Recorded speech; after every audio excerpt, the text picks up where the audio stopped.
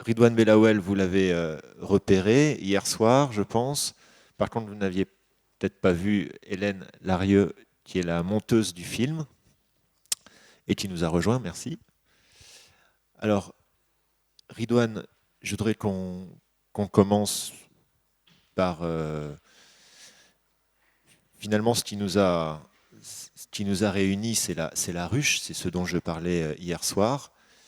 Et je rappelle donc que la ruche s'adresse à des jeunes auteurs, réalisateurs autodidactes, finalement pas encore auteurs-réalisateurs, en voie d'eux, mais autodidacte, ça veut dire arriver au cinéma par soi-même, en, par la marge, je dirais.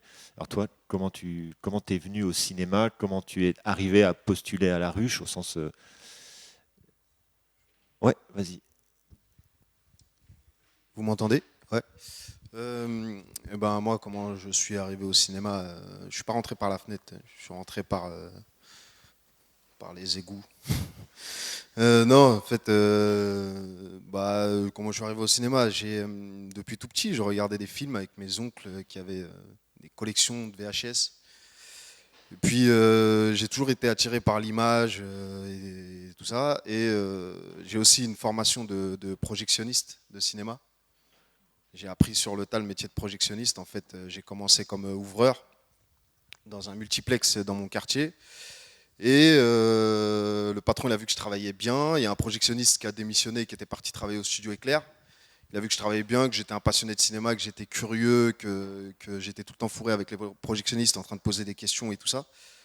Donc il m'a proposé de me former sur le tas et puis de prendre le poste de la personne qui était partie. Donc j'étais au cœur de la transition 35 mm numérique. Donc je sais travailler sur les deux. Et à l'issue de l'avènement du numérique, quand ça a pris de l'ampleur, j'ai perdu mon boulot et je suis rentré dans une école d'acteurs.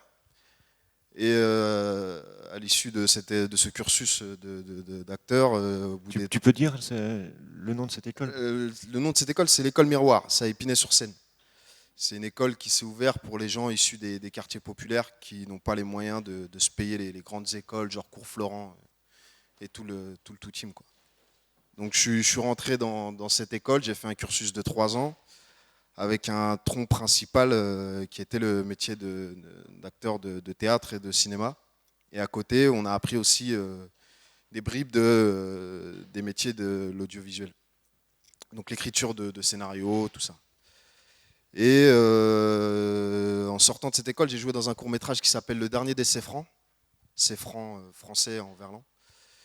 Donc qui a eu du succès, qui est parti jusqu'au César en 2016, qui a été diffusé ici aussi, je crois. Oui, c'est un film qu'on avait programmé. Puis après, je suis rentré dans une agence et j'ai postulé à la ruche. Entre-temps, j'ai joué dans d'autres courts-métrages. Puis après, je suis rentré à la ruche et après, ça s'est enchaîné, quoi. Mais ce travail d'écriture de scénario, c'était nouveau pour toi, ou pas? Non, c'était pas nouveau en fait, parce que j'ai toujours écrit, mais la méthode que j'employais, elle n'était pas académique, si je puis dire. J'écrivais en fait un séquencier dialogué tout de suite, sans passer par les étapes qu'il fallait, quoi. Et donc, en venant à la ruche, ça a été plus qu'un simple stage ou un simple tremplin, je sais pas. Ça a été vraiment formateur pour moi en fait, parce que j'ai vraiment appris les méthodes, les étapes à ne pas brûler pour écrire un scénario. Et tu t'es senti à l'aise dans cette écriture ou pas? Bah, au début, c'était difficile parce que moi, j'ai planté quelque chose, je suis venu avec ma méthode et j'ai planté quelque chose très loin avec mes habitudes. Et pour se défaire des habitudes, c'est compliqué, quoi. Donc j'étais une barre de fer un peu tordue et puis on m'a remis droit, quoi. Voilà. Je le disais, nous on propose donc 3 résidences qui s'échelonnent sur plusieurs mois. Et puis le dernier temps, c'est de vous proposer de rencontrer des producteurs qui ont lu votre projet et d'avoir un entretien avec eux. C'est là que tu as rencontré Mathieu Bonpoint, Mezzanine Film. Mezzanine Film, c'est une société installée à Paris, comme grande majorité de la profession. Euh, Mathieu Bonpoint a produit des longs et courts métrages, donc il avait accepté donc, de participer à cette journée, c'est-à-dire on sollicite là, un panel de producteurs, et donc c'est là que vous êtes rencontrés et que vous avez commencé, pas tout de suite, immédiatement, mais à travailler ensemble. Ouais, à l'issue des espèces de speed dating là qu'on a fait à la SACD, bah, en fait, j'avais l'embarras C'était pas si speed que ça. quand même un peu, non? Alors, speed dating, ça peut être 5 minutes. Vous avez 5 minutes pour pitcher votre projet devant un producteur et vous tournez de l'un à l'autre. Ça, c'est du vrai speed dating. Ouais. Non? On t'a laissé un peu plus de temps. Non, Ouais. non, mais Non, c'est. c'était le même, la même façon de l'organisation, quoi. Mais c'est vrai que ouais, c'était un peu Ouais. plus long. Parce que je Mm. pense que ce qui est compliqué ce jour-là, même si moi je me dis, bon, on prend une demi-heure, trois quarts d'heure pour échanger avec un producteur, bah, c'est souvent la première fois, en fait. Alors, je ne Mm. sais pas si c'était le cas, mais c'est pas. Là, il y a une problématique. Vous êtes jeune cinéaste aspirant avec un projet de film sous le bras, et c'est souvent la première fois que vous échangez avec un producteur. Moi, pour ma part, c'était pas la première fois. Ouais. Après, pour les autres, peut-être, mais pour moi, non. Mais ouais, et puis après,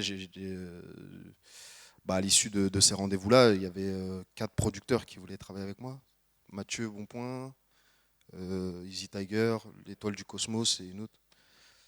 Donc voilà, j'ai choisi Mathieu et pendant 2 ans et demi, on a continué à travailler un peu sur le scénario pour le pousser un peu plus. Et pendant ces 2 ans et demi aussi, j'ai repris mes études et j'ai passé mon bac. Donc j'allais en cours et en même temps je travaillais pour faire mon film. Donc voilà. Et je sais que on s'est tenu au courant, tu nous as tenu au courant régulièrement, mais dans les premiers temps, il y a bien sûr la question de la relation avec le réalisateur, avec son producteur, et toi, tu avais beaucoup de doutes au départ. Elle m'a souvent appelé pour me dire, bon, alors, qu'est-ce que tu penses de Mathieu? Il m'a rien dit, il m'a dit qu'il allait m'appeler, il ne le fait pas encore.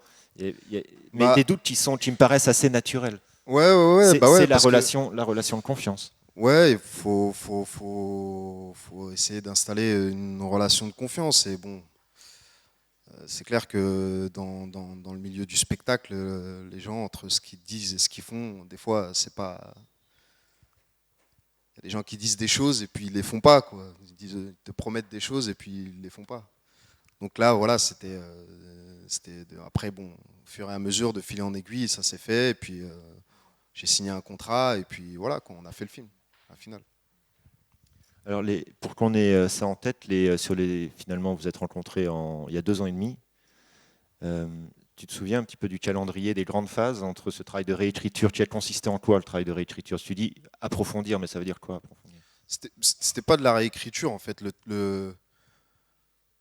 C'était d'aller plus loin dans la narration, en fait, comme un espèce de Rubik's Cube, en fait, de mettre les choses en place un peu plus, quoi. Et moi, j'ai relu les deux versions et je voyais que c'était aussi resserrer l'action, moins de personnages, aller vers une Ouais, sorte de. retirer des personnages, aller à l'essentiel, et puis changer quelques dialogues, et ouais, renforcer la structure aussi. Ouais. Les grandes, tout ça, ça a pris, c'est ça, ça prend un temps fou, donc il faut garder la foi. Euh, Bah, 2 ans et demi, ça a mis. Ouais. ouais. Entre quand j'ai rencontré Mathieu jusqu'à aujourd'hui, quoi. Et, et la réécriture, après le travail de préparation du film, le tournage, dans quoi tu t'es senti le plus à l'aise ou là où tu t'es senti vraiment en situation d'apprentissage où tu as le plus appris? Bah, franchement, sur les 3 phases, que ce soit l'écriture, le tournage ou la post-production, bah, c'était un bonheur, quoi, parce que c'était vraiment, voilà, t'apprends en faisant. Mais le moment où je me suis senti le mieux, c'était pendant le tournage. Ouais. Parce que on va vous donner la parole, mais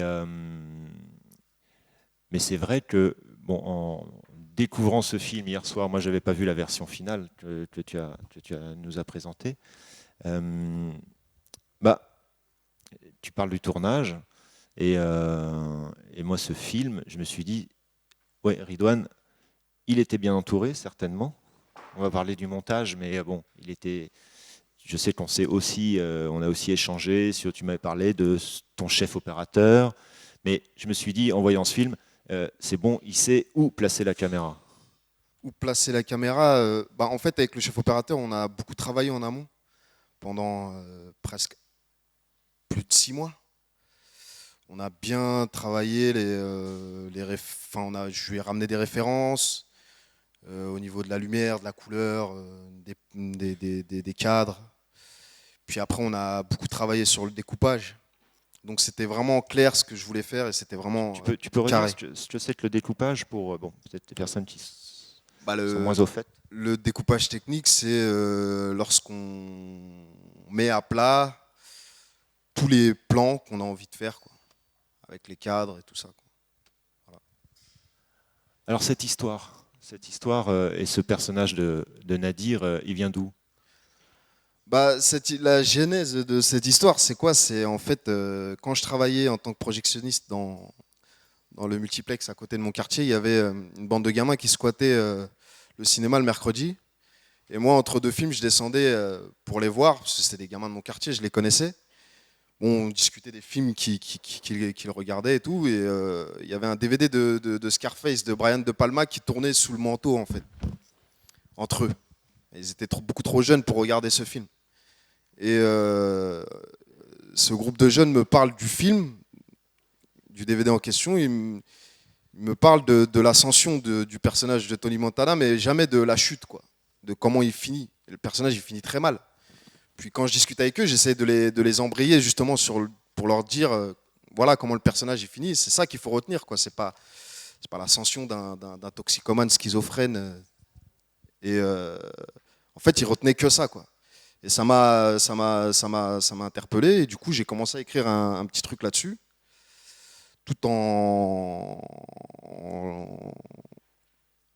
allant de l'avant. J'ai commencé avec la ruche et tout ça, à rajouter des choses que j'ai vécues quand j'étais enfant, quoi.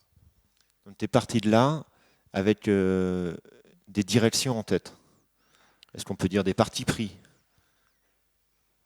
Ouais, sur la tonalité de l'histoire en particulier? Parce que quand tu dis, bon, Scarface et ça finit mal, euh, bon, ça peut ouvrir mais sur des films très différents. Et ah, toi, tu as une tonalité dans ton film qui est comme celle de la comédie. oui, non, bien sûr, mais c'était, moi, justement, ça me faisait marrer, ces gamins qui regardent ce film et qui voient que l'ascension et qui voient pas la fin, quoi. Comment il finit. Le fait qu'ils me racontent en fait le film de cette façon-là, j'avais écrit une première version qui aujourd'hui n'a plus rien à voir. Mais ouais, la genèse en fait du film, c'est ça, quoi. Alors, je reviens sur cette dimension de comédie, parce que tu y es très attaché. Ouais, bien sûr, mais parce que la majeure partie des gens, quand on leur donne un scénario qui parle de films de banlieue, entre guillemets, eh ben les gens, la plupart du temps, tout de suite, pour eux, faut que ce soit un drame, quoi. Faut que ce soit grave, faut que ce soit la misère, faut que ce soit misérabiliste. Ils ont toujours ce truc-là. Alors moi, je voulais complètement partir à l'opposé. Je voulais faire une comédie, que ce soit léger, frais, tout en parlant de certaines réalités qu'il y a dans les quartiers populaires. Et donc, dans la caractérisation des personnages, avoir toujours cette idée en tête. Je voyais en lisant très très vite une ancienne version que comment s'appelle-t-il, le dealer Rafik. Rafik, dans un scénario, il est dit qu'il a une superbe, enfin qu'il a une voiture de sport noire. Ouais. Là, il m'a semblé qu'il avait changé de voiture. Ouais, parce qu'en fait, au début, ouais, bien sûr. Ouais. Au début, comment je l'avais imaginé dans une version, c'est vraiment l'archétype du caïd. Moi, je l'avais vraiment imaginé comme ça. Mais je me suis dit, pour aller dans une comédie, il faut vraiment que ça aille, que ce caïd-là, il faut que ce soit autre chose, quoi. Faut qu'il ait un côté aussi attachant, quoi. Faut qu'on l'aime. Je voulais pas que ce soit une ordure finie, quoi. voulais qu'il soit drôle aussi, qu'il soit attachant. Que tous les personnages aient leur chance. Absolument. Merci. Oui, je me demandais comment vous aviez choisi les personnages. C'est des castings, c'est des gens que vous connaissiez? Les personnages ou les acteurs? Les acteurs, ouais, enfin les acteurs, pardon. Bah, les acteurs, en fait, en écrivant, j'ai pensé je pensais à Anissa, l'actrice qui s'appelle aussi Anissa Alali, et à Foued Amara à la base, pas à Dali Ben Salah. Et Foued, en fait, comme on a repoussé la première prépa, elle n'était plus disponible. Du coup, je suis parti sur Dali Ben Salah. Et ça a super bien marché. Et le seul moment où j'ai fait un casting, c'était pour les enfants, en fait. Sinon, j'avais des acteurs en tête. Le tournage a duré combien de temps? Le tournage, il a duré 10 jours. Et tu as tourné à quel endroit? J'ai tourné à Pantin, à la Cité des Courtilières. C'est un décor que tu connaissais ou c'est... Oui. Et 10 jours, c'est combien de rush? En termes d'heures? Bah, je ne sais pas, c'est-à-dire qu'après j'ai envie qu'on parle un petit peu du montage. Donc Bah, qu'est-ce que tu...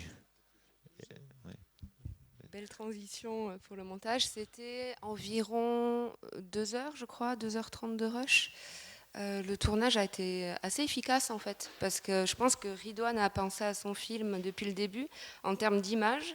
Donc il a tourné très peu de prises, ce qui fait qu'au montage, des fois on peut avoir 16, 15 prises, et là on en avait 8, 3, 4.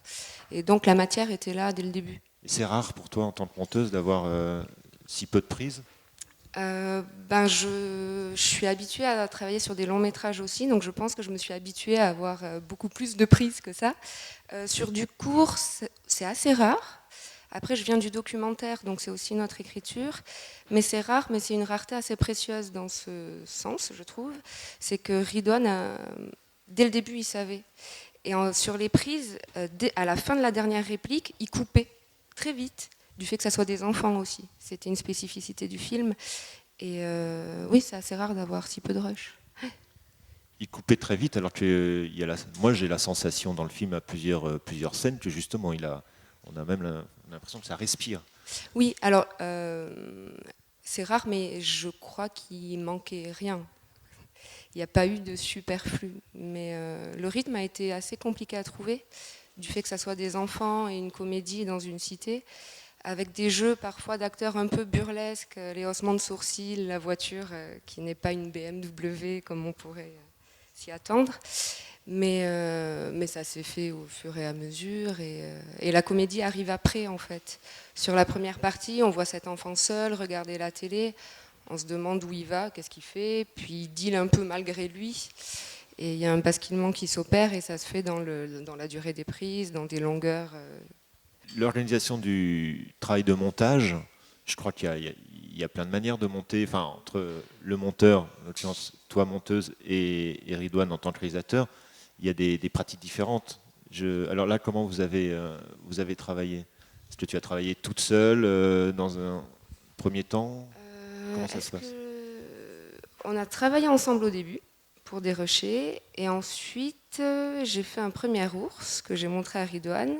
Donc un ours aussi, parce que tout le monde ne sait pas. Alors un ours, en fait, c'est une version pas vraiment aboutie, c'est une espèce de bout à bout, de bébé difforme un peu, où on choisit les prises et le rythme n'est pas trouvé, mais c'est une base qu'on va travailler petit à petit. Et quand j'ai montré ça à Ridwan, il m'a dit « c'est déprimant ». Donc on a retravaillé ensemble. C'était déprimant sur quoi, Ridwan? Parce que c'est tellement une écriture, le montage, que ça me paraît... Bah déjà, pour moi, c'était la première fois que je faisais du montage dans un bureau, tout ça, avec un logiciel de pro, avec une vraie monteuse et tout ça. Et c'était la première fois que je voyais un ours d'un film professionnel. Et je me suis dit, putain, ça fout le cafard, quoi. Je me suis dit, c'est ça que j'ai fait. Putain, c'est de la merde. Est-ce que tu peux donner un exemple concret pour qu'on comprenne bien ce en que fait, tu veux? il n'y a rien, en fait. C'est pas étalonné, il n'y a pas le son, il n'y a pas les bruitages, il n'y a pas... Donc tu te dis, ah, c'est nul. Ah, c'est pas l'organisation du et montage. puis il n'y a pas de rythme, il n'y a pas de truc. Et puis en fait, en vérité, tu es complètement au début du travail, quoi. C'est vraiment un croquis de montage, quoi. si je peux prendre l'exemple de la peinture, c'est le croquis, quoi. Tu vois, il reste encore plein de travail, quoi. Combien de temps ça a duré tout ça? Parce que je crois qu'on n'imagine pas le le temps que ça prend de. Là, le montage a duré 5 semaines et on a fait des pauses pour attendre la musique. Parce qu'il y a plusieurs étapes, il y a le montage son, et donc à chaque fois on faisait des pauses et on attendait des retours du monteur son, de la musique, et nous on reprenait. Et au total, ça s'est étalé sur à peu près 1 mois et demi, je pense. Voilà, 1 mois et demi. Et ça c'est pareil, c'est un ratio assez normal, quoi. 10 jours de tournage et un mois et demi de montage. Alors, c'est pas 1 mois et demi de montage, c'est 1 mois et demi avec des pauses, mais 4 semaines de montage pour 10 jours de tournage, oui, c'est un ratio assez normal. Ouais. Moi, c'est pas tellement sur la technique, même si je trouve ça très intéressant de découvrir tout ce qu'il y a derrière un film. Mais quand moi j'ai vu le film hier, c'est vrai que, et en reparlant tout à l'heure, je me disais ce qui m'a intéressé, ce qui m'interpelle, c'est cette espèce de montée de 2 histoires. C'est-à-dire, alors, je ne sais pas si c'est ça, la chute du dealer, qui est mis en échec par un enfant de 10 ans qui ne suit qu'une affaire, c'est son étoile et c'est l'amour, quoi. Et je trouve que cette croisée de 2 trajectoires, c'est ça qui me donne à penser, je dirais, en regardant votre film, et après coup même. Ouais, que dire? Merci. Merci pour ce film, parce que c'est vrai que c'était réjouissant, j'ai envie de dire ça comme ça, au niveau de la vitalité. Et vous nous avez mis dans la déprime tout à l'heure de la première vision que vous aviez eue. Et comment vous avez réussi à restaurer justement cette vitalité qui manquait à la première, à ce que vous veniez de rencontrer comme expérience, d'une perte de ce que vous aviez fait, puisqu'il y avait un montage qui avait enlevé, j'imagine, cette vitalité. Parce que moi, en fait, déjà, pourquoi la majeure partie, je crois que tous les réalisateurs dépriment quand ils voient il y en a, ils dépriment au dérush, il y en a, ils dépriment à l'ours, puis il y en a, ils dépriment pendant tout le montage. Moi, ça va, je suis monté crescendo quand même, ça allait mieux après. Mais ouais, en fait, on déprime parce que pendant des années, on imagine quelque chose, on ancre quelque chose dans sa tête, puis après, on voit cet ours-là, tout naze. On se dit, ah ouais. C'est-à-dire qu'on a effectivement Ouais, un rêve de film, et puis il y a l'atterrissage. Oui, parce que le film, moi, je l'ai visualisé de A à Z, quoi. Alors, quelles scènes ont été plus difficiles à monter? On a enlevé une scène On a enlevé 2 scènes pour des questions de jeu et de mise en scène. Ce qui a été compliqué à monter, c'est pas des scènes en particulier, mais c'est du fait que ce soit des enfants qui jouent. En fait, on s'en rend pas compte, mais entre chaque prise, les enfants proposaient plein de choses, des tons différents, des gestes différents, et entre les prises, forcément, on a envie de garder le meilleur, mais c'est par accord. Donc par exemple, quand ils jouent à la play dans la chambre, il y a des coupes qui sont très brutales en termes de montage et qu'on a assumées, parce que dans une prise, ils rient et ils improvisent un texte, et nous, ça nous a fait rire, donc on s'est dit on le garde. Et la réaction du jeune Nadir est mieux dans un autre plan, dans une autre prise, dans un autre plan, donc on garde les 2. Et ça a été comme ça un équilibre j'ai envie de dire, de maladresse à assumer parfois, tout en se disant ce qui compte, c'est l'émotion et l'empathie envers Nadir, et c'est ça qu'il faut garder. C'est ce qui nous a fait rire, sachant qu'on est hyper différents, on vient de 2 milieux différents, 2 endroits tout à fait différents, et si ça nous faisait rire, c'est que ça allait faire rire, en fait. Et d'ailleurs, le casting de ces enfants, comment tu les as trouvés, ce petit Nadir, et puis bon, les quelques autres? Mathieu, mon producteur, il m'a mis un directeur de casting dans les pattes. C'était, ouais, le directeur de casting, les gamins, je crois qu'ils me comprenaient pas en fait. Ils me ramenaient des gamins, ils me ramenaient des petits génies qui sortaient de Neuilly, tout ça. Ils comprenaient pas trop en fait ce que je voulais. Je voulais un petit garçon qui a de la gouaille, qui a pas peur, tout ça. Et bon, j'ai vu plein de gamins, ça fonctionnait pas. Après, on a changé encore on a pris une directrice de casting qui m'a ramené des gamins un peu mieux. Puis j'ai vu, ça fonctionnait pas non plus. Et puis j'ai vu une vidéo. Et là, j'ai vu un petit gamin qui se présente, qui parle et tout ça. Et j'ai kiffé sur lui tout de suite. Et je me suis dit, ça va être lui. Bon, j'ai continué le casting pour voir si j'allais avoir mieux. Et en fin de compte, j'ai pas eu mieux. Et puis, je suis parti sur Ethan, quoi. Bah moi, en fait, quand je le vois, le film, je vois plein de défauts, je vois plein d'erreurs. Et Alors, lesquels? je vais pas vous dire. Si. Ah non. T'en as dit trop. Ah non. Je peux pas vous dire les erreurs, les défauts, tout ça. Ça, je les garde pour moi. Ça, c'est des secrets. Le film, maintenant, il est à vous et vous le gardez comme vous l'avez vu. Et Hélène, tu as découvert le film hier. Ouais, en grand écran en tout cas. En grand écran. Ouais. Et toi, tu vois des défauts de montage? Ah bah oui, terriblement. Vas-y, Oui. Alors, si tu peux non, bien. je vais pas balancer devant tout le monde, mais terriblement. Parce que, en fait, quand on travaille en montage, on travaille sur un petit écran. Et du coup, c'est pas quand on voit le film sur grand écran, les plans paraissent beaucoup plus longs ou les durées paraissent pas justes. Et ça a été assez révélateur hier soir. Mais de toute façon, la question en montage, la question principale, c'est est-ce qu'on sert l'histoire et est-ce qu'on va au bout des rushs? Et la troisième question, qui est pour moi la primordiale, c'est est-ce que le réalisateur va avoir des regrets? Et je pense que ça, c'était une question qui venait à peu près tous les jours. C'était mais est-ce que tu regrettes? Non. Est-ce que ça va mieux? Ouais, ça va mieux. Puis à la fin, on a fini par manger beaucoup d'éclairs à la pistache et beaucoup de tartes au chocolat. Et là, je me suis dit, bon, voilà, Ridwan est satisfait. Alors moi, je ne connais rien au cinéma, aux techniques du cinéma. Un film, je le regarde, il me plaît ou il ne me plaît pas. Voilà, je ne me pose pas plus de questions. Et votre film, j'ai beaucoup aimé. Donc, merci. Eh ben merci. C'est bon, je crois qu'on peut tous rentrer chez nous. C'est fini, j'ai un doux. Mais il y a quand même dans ce film plein de sujets qui sont en sous-texte. À travers toutes les bonnes comédies sont en fait des films très sérieux. Alors, juste moi pour terminer, le titre du film, parce que je me souvenais pas que ce que tu avais écrit à La Ruche, qui était donc la gestation de ce film, ça s'appelait... Ça s'appelait Le Monde est à toi. Et pourquoi tu n'as pas gardé ce titre? Parce que pendant... C'est un beau titre, Le Monde est à toi. Oui, mais heureusement que je l'ai changé parce qu'il y a Romain Gavras là, qui a fait un film qui s'appelle Le Monde est à toi aussi. Du coup, heureusement que je l'ai changé. Mais oui, Ça pourrait être le sous-titre, entre parenthèses, Le Monde est à toi?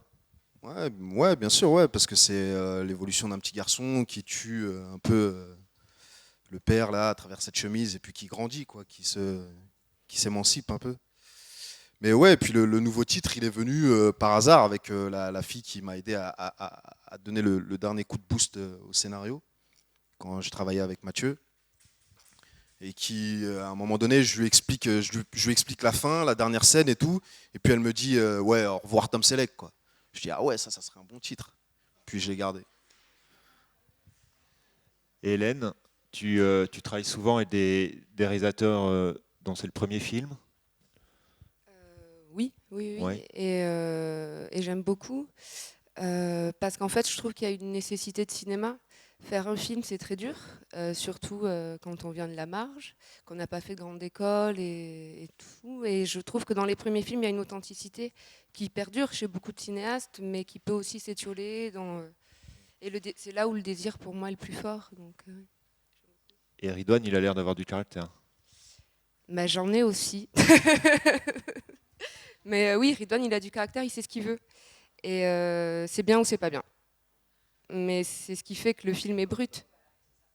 Donc tant mieux. Et t'es confiante pour lui, pour la suite? C'est pas en moi d'en juger. mais en tout cas, oui, dans le scénario, il y a un vrai sens. Alors on est très mal à l'aise dans le fait de faire des compliments et Ridwan n'aime pas les recevoir. Donc je vais utiliser la troisième personne.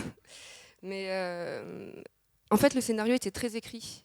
Et il y a un sens de la synthèse que je trouve rarement sur des premiers films. Alors je suis jeune monteuse, j'en ai pas fait des centaines aussi, mais il y a plein de pièges aussi quand on fait un premier film produit, parce qu'on rêve de faire du cinéma depuis des années, c'est hyper dur de faire un film, et là on a des moyens, et qu'est-ce qu'on en fait?